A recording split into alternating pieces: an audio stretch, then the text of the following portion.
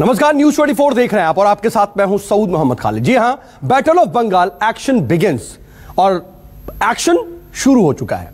Vote का action, चुनाव का एक्शन। बिहार फतह करने के बाद बीजेपी की बटालियन अब बंगाल जीतने निकल पड़ी है।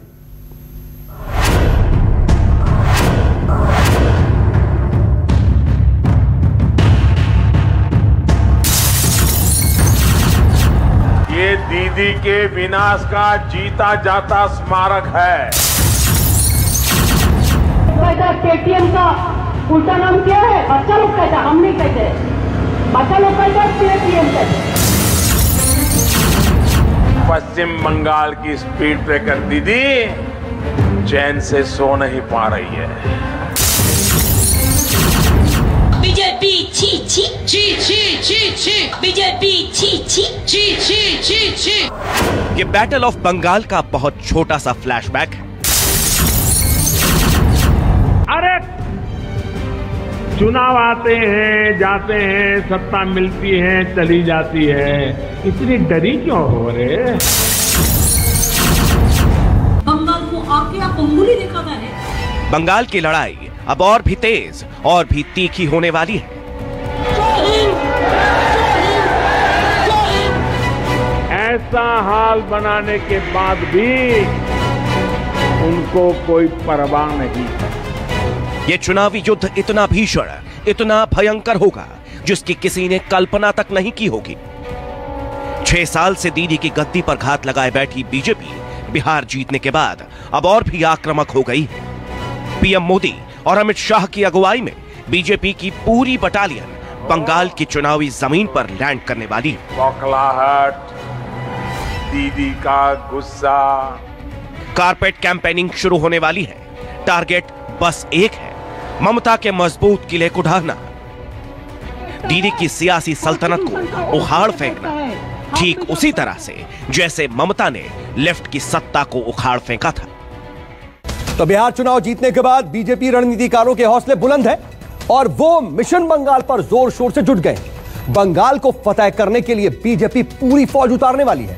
गृह मंत्री अमित शाह समेत कई बड़े मंत्री और रणनीतिकार मोर्चा संभालने वाले हैं। हाल ही में अमित शाह और जेपी नड्डा ने 4 बड़े नेताओं को मिशन बंगाल पर लगा दिया है। इनके नाम हैं विनोद तावड़े, विनोद सोनकर, सुनील देवधर और हरीश द्विवेदी। ये तो बस आगाज भर है। जल्द ही आधा दर्जन और केंद्रीय मंत्रियों को बंगाल के चुनाव की तैयारियों से जोड़ दिया जाएगा। दूसरे राज्यों में संगठन को बेहतर तजुर्बा रखने वाले बीजेपी के 1 दर्जन रणनीतिकारों को बीजेपी पार्टी पश्चिम बंगाल के धरती पर जल्द ही उतारने वाली है। पश्चिम बंगाल पर अमित शाह की 6 सालों से नजर है। 2014 में बीजेपी अध्यक्ष बनने के बाद उन्होंने बंगाल पर खास तौर से फोकस किया। उन्होंने मध्य प्रदेश से पार्टी के सीनियर नेता कैलाश विजयवर्गीय को बंगाल का प्रभारी बनाया। मिशन बंगाल में बीजेपी के नेता और कार्यकर्ता ऐसे जुटे कि 2019 के लोकसभा चुनाव में बीजेपी बंगाल में दूसरे नंबर की पार्टी बन गई। लेकिन शाह एंड कंपनी को नंबर 1 बनना है, कोलकाता की रॉयटर्स बिल्डिंग पर कब्जा करना है। इसीलिए गृह मंत्री बनने के बाद भी अमित शाह अपना मिशन बंगाल भूले नहीं है। वो ममता के गढ़ में कमल खिलाने की मुहिम में लगातार जुटे हुए हैं। अमित शाह अब से लेकर चुनाव तक पश्चिम बंगाल में हर महीने कम से कम 1 बार दौरा करेंगे। इस दौरान न सिर्फ चुनावी तैयारियों का जायजा लेंगे बल्कि बीजेपी पार्टी के इलेक्शन कैंपेन को किस तरह से धार दिया जाए इस पे भी ध्यान देंगे। मिशन पार्टी में जिस तरह से लगातार बीजेपी के कई दिग्गज नेताओं के साथ अमित शाह दीदी के किले को किस तरह से ध्वंस किया जाए इस पर नई नई रणनीतियां भी बनाएंगे। बंगाल चुनाव में बीजेपी की कमान सीधे अमित शाह संभाल रहे हैं। इसी सिलसिले में हफ्ते भर पहले उन्होंने 2 दिन का बंगाल दौरा भी किया था। अमित शाह जब भी बंगाल जाते हैं, एक तरफ बीजेपी कार्यकर्ताओं का हौसला बढ़ाते हैं, दूसरी ओर ममता सरकार पर प्रचंड प्रहार करते हैं। लंबे समय के 3 दशक के कम्युनिस्ट शासन से बिल्कुल त्रस्त होकर तृणमूल कांग्रेस और उसकी नेत्री ममता बनर्जी के हाथ में बंगाल की सत्ताओं के सूत्र बंगाल की जनता ने दिए थे। मगर आज जब पीछे मुड़कर 10 साल के बाद देखते हैं तो मां, माटी और मानुस का नारा तुष्टीकरण, तानाशाही और टोलबाजी में परिवर्तित हो गया है। बीजेपी के रणनीतिकार जानते हैं कि चुनाव एक दिन में नहीं जीते जाते, सत्ता परिवर्तन एक दिन में नहीं होता। इसलिए मोदी हो या शाह, दीदी को आक्रामक राष्ट्रवाद, मुखर हिंदुत्व और विकास के कॉकटेल से चुनौती देते रहे। गालियों की जो बौछार हो रही है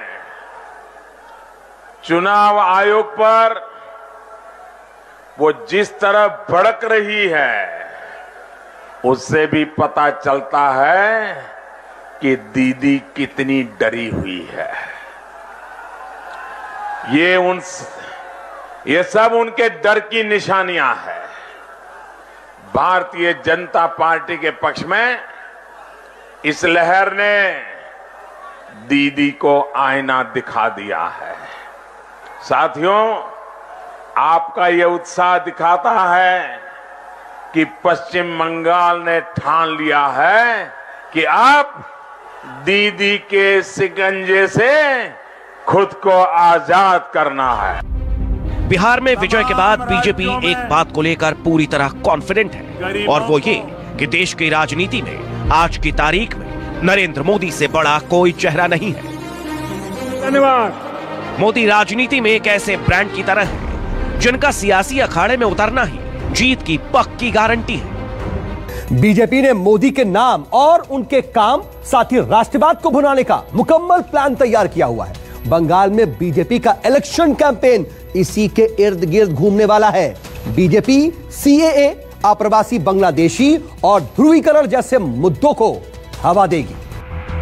पार्टी राज्य में केंद्र की योजनाएं जैसे पीएम आवास योजना, पीएम किसान योजना, उज्ज्वला योजना, जनधन, कृषि बिल, मुद्रा लोन और कोरोना के लिए 20 लाख करोड़ रुपए के पैकेज का प्रचार प्रसार जोर शोर से करेगी। इसके अलावा पीएम मोदी की चुनावी रैलियों और चुनाव से ठीक पहले राज्य में कई स्कीम देने की योजना है। देखिए, किसी भी बड़े किले को ढहाने के लिए ना एक अच्छी रणनीति दरकार पड़ती है, और रणनीति को इम्प्लीमेंट करने के लिए मुझे लगता है कि रणनीतिकार होने चाहिए। तो इसलिए अमित शाह जी तो हमारे रणनीतिकार हैं, और अमित शाह जी जो भी टीम यहाँ लगाएंगे, हमें विश्वास है कि बंगाल के 10 करोड़ लोगों को हम इस जंगल राज से मुक्ति जरूर दिला पाएंगे। और बंगाल के कार्यकर्ताओं को तो मैं ये कह दूं कि अभी नहीं तो कभी नहीं, क्योंकि ये जो ममता की सरकार ये तुष्टीकरण में चरम पे पहुंच गई है, और यदि अभी बंगाल को हम फतेह नहीं कर पाए तो मुझे लगता है कि हम अगली बार ये बंगाल नहीं बांग्लादेश में परिणित हो जाएगा। बंगाल को जीतने के लिए अमित शाह लगे, लेकिन बीजेपी के तमाम बड़े और दिग्गज नेता जमीन पर दिन रात मेहनत कर रहे हैं। तो पहला नाम है कैलाश विजयवर्गीय का। बीजेपी के राष्ट्रीय महासचिव और बंगाल के प्रभारी कैलाश विजयवर्गीय राज्य में 2015 से ही बेहद एक्टिव हैं। 2019 में उन्हें बड़ी कामयाबी भी मिली। लोकसभा चुनाव में उन्होंने पार्टी की झोली में 18 सीटें डाल दी। और दूसरे हैं मुकुल रॉय, कभी ममता बनर्जी के बेहद करीबी थे ये, पर अब टीएमसी के नेताओं को बीजेपी में शामिल करवा रहे हैं, और इसीलिए ममता के लिए इस वक्त ये सबसे बड़ी मुसीबत बने हुए हैं। वहीं तीसरे फाइटर की बात कर लीजिए अब, वो है राष्ट्रीय सह संगठन मंत्री शिव प्रकाश। ये बंगाल में लंबे समय से सक्रिय हैं। ये बीजेपी कार्यकर्ता और संघ परिवार में समन्वय स्थापित कर रहे हैं। साथ ही बीजेपी की रणनीति बनाने में इनका काफी ज्यादा अहम योगदान है। अगला नाम दिलीप घोष का है। जी हां, बंगाल बीजेपी अध्यक्ष पूरे बंगाल में काफी एक्टिव हैं। वो अपने विवादित बयानों के लिए जाने जाते हैं। घोष कुशल संगठन करता है। वो ममता बनर्जी पर हमला करने का कोई भी मौका नहीं चूकते। बीजेपी के 5वें कर्णधार की भी बात कर लीजिए आप। ये है सांसद अर्जुन सिंह। कभी ममता के बेहद खास थे, पर अब मोदी के साथ हैं। हिंदी भाषियों में पार्टी का बड़ा चेहरा है। ये 70 हिंदी भाषी सीटों पर प्रचार का जिम्मा भी संभालेंगे। मध्य प्रदेश में लड़ा नहीं, वहाँ कांग्रेस साफ हो गई। कर्नाटक में मैं लड़ा नहीं, वहाँ कांग्रेस साफ हो गई। तेलंगाना में मैं लड़ा नहीं, वहाँ कांग्रेस साफ हो गई। गुजरात में मैं लड़ा नहीं, वहाँ कांग्रेस साफ हो गई। तो मेरे जाने से, मेरे आने से अगर फर्क पड़ता तो सदुर पड़ता। बिहार में अपनी असक्षमता को छुपाने के लिए मुझ पर आरोप लगाना ये ठीक नहीं है, ये उन्होंने कहा।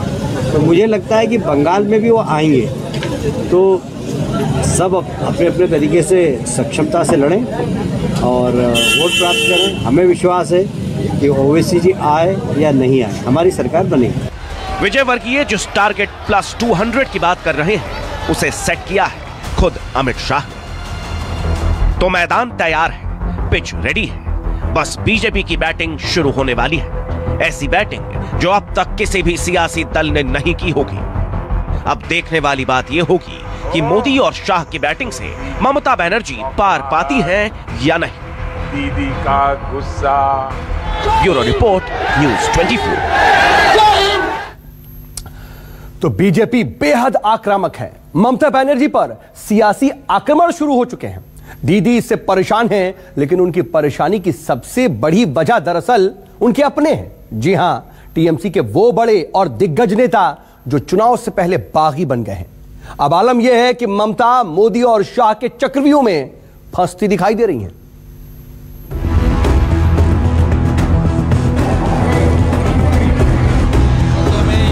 चुनाव की घड़ी है, ममता की मुसीबत बढ़ी है, मुश्किल बड़ी है। दीदी के लिए सबसे नए और सबसे बड़ी मुसीबत का नाम है शुभेंदु अधिकारी। ममता के कैबिनेट मंत्री, ममता के सबसे करीबी, सबसे खास। लेकिन अब ये ममता से उदास हैं, निराश हैं। ममता का ये राइट हैंड बागी हो गया है, बगावत का बिगुल फूंक दिया है। विद्रोही शुभेंदु चुनाव से एन वक्त पहले ममता के लिए अशुभ और बीजेपी के लिए शुभ हो सकते हैं। उनके तेवर और ये पोस्टर यही ऐलान कर रहे हैं। आसनसोल के गली मोहल्ले, चाक और चौराहे आजकल शुभेंदु के पोस्टर से पटे हैं। इनके जरिए समर्थकों से दीदी का साथ छोड़कर दादा का साथ देने को कहा गया है। चुनाव निकट है, शुभेंदु का विद्रोह विकट है, इसलिए दीदी डर गईं। फौरन अपने रणनीतिकार प्रशांत किशोर को शुभेंदु के घर आसनसोल भेज दिया। घर पर शुभेंदु नहीं मिले तो उनसे पीके ने फोन पर बात की। साथ ही शुभेंदु के पिता से काफी देर तक बात की। पर सूरत हाल ये है कि शुभेंदु को मनाने की कवायद अब तक कामयाब नहीं हो पाई है। पश्चिम बंगाल में तृणमूल कांग्रेस में नंबर 2 और ममता बनर्जी के खास कैबिनेट मंत्री शुभेंदु अधिकारी ममता बनर्जी से इतने खफा हैं कि वो गुरुवार को कैबिनेट मीटिंग में नहीं पहुंचे। इसके साथ ही 3 और मंत्री राजीव बनर्जी, गौतम देव और रविंद्रनाथ घोष भी मीटिंग में नहीं पहुंचे। लेकिन बीजेपी का दावा है कि उसके संपर्क में ममता के 10 मंत्री और 2 दर्जन टीएमसी विधायक हैं। यानी शुभेंदु की अगुवाई में टीएमसी टूट के कगार पर खड़ी है। नंदीग्राम में शुभेंदु टीएमसी से अलग एक रैली भी कर चुके हैं, जिसमें ना तो ममता की तस्वीर थी, ना ही दीदी के नाम के नारे। अलबत्ता शुभेंदु ने अपने भाषण के आखिर में भारत माता की जय के नारे लगाए। भारत माता जिंदाबाद। यही वजह है कि शुभेंदु के बीजेपी का हाथ थामने को लेकर अटकलों का बाजार गर्म हो गया है। शुभेंदु अधिकारी टीएमसी में ममता के बाद सबसे लोकप्रिय और कद्दावर नेता हैं। वो सीएम ममता बनर्जी के दाहिने हाथ माने जाते हैं। 2007 में जिस नंदीग्राम आंदोलन से ममता बनर्जी को बंगाल की सत्ता मिली थी, उस आंदोलन का आर्किटेक्ट शुभेंदु ही थे। शुभेंदु ममता बनर्जी के साथ शुरुआती दौर से ही जुड़े हैं। वो कैबिनेट मंत्री हैं। परिवहन, जल और सिंचाई मंत्रालय उनके पास है। दक्षिण बंगाल के इलाकों में इनका काफी प्रभाव माना जाता है। यहाँ शुभेंदु 2 से 3 सांसद और 8 से 9 विधायक जीताने की कुवत रखते हैं। सवाल यह है कि आखिर ममता का ये राइट हैंड उनसे नाराज क्यों है? दीदी के खिलाफ बागी तेवर क्यों अख्तियार किए हुए है? तो जवाब सुनिए। वो टीएमसी में अपनी उपेक्षा से नाराज हैं। ममता अपने भतीजे अभिषेक बनर्जी को ज्यादा अहमियत दे रही हैं। ममता अघोषित रूप से अभिषेक को अपना उत्तराधिकारी बना चुकी हैं। शुभेंदु जैसे कद्दावर नेता इसे स्वीकार करने को तैयार नहीं है, इसलिए खुलकर विद्रोह पर उतर आए हैं, जिससे ममता का सिंहासन हिलने लगा है। दीदी उन्हें मनाने में जुटी हैं, पर शुभेंदु अब तक माने नहीं हैं। अब शुभेंदु आगे क्या करने वाले हैं, ये किसी को नहीं मालूम। अगर वो टीएमसी से छिटके और बीजेपी के पाले में गिरे तो दीदी का बहुत बड़ा नुकसान होने वाला है, ये तय है। Bureau report, news 24।